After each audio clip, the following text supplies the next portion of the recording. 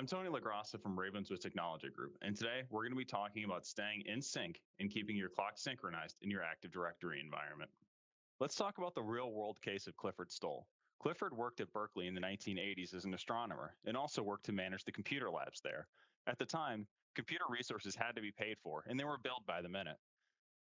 Clifford was responsible for tracking down a deficit of about 75 cents, which accounted for 9 minutes of unpaid for computer time. Clifford did eventually find this time thief and also found out that this person was sending commands through Berkeley to defense contractors looking for terms such as nuclear and strategic defense. This wasn't an ordinary event, this was serious. Clifford reported his findings, and eventually the hacker was arrested in Germany. So you might be wondering why time synchronization is important to you or your organization. Well, time synchronization impacts lots of things. If you've ever seen an expiration date on a certificate, that has to do with time. If your clocks are wrong, you won't be able to use those and you won't be able to visit websites. Things like OTPs, the digits that pop up on your phone when you perform two-factor authentication, those rely on accurate time. Any Windows admin will be able to tell you that time is important for Kerberos. If your domain controllers and workstations are out of sync, you might not be able to log in. Even beyond that, in the case of Clifford, we have to look at logs. If the timestamps on your logs are not accurate, it's going to be much harder to get the full story, and we'll be wondering if your logs are doing what they're supposed to be doing in the first place. So now that we know that time is important, what is the model that we're going to be following in order to make sure that time synchronization is working correctly in our environment? Well, most organizations follow the strategy of multiple independent external time sources.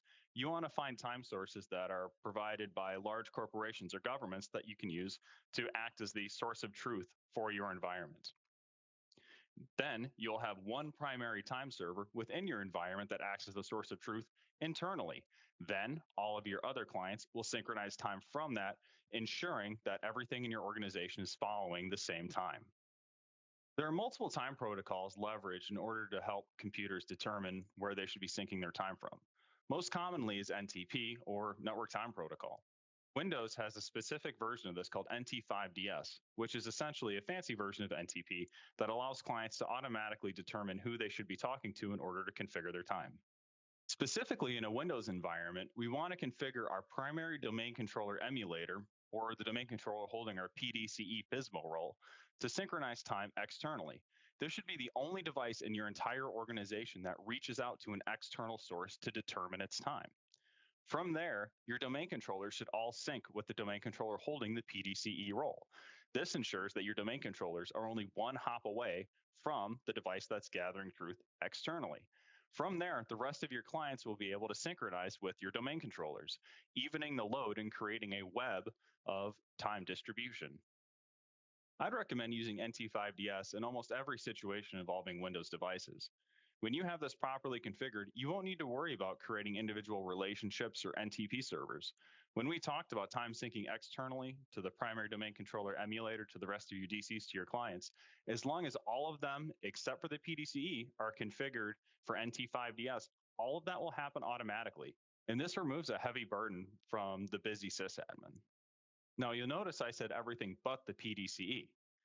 That means that we can configure a simple policy on your PDCE, or better yet, in group policy that follows your PDCE, to automatically adjust your time settings.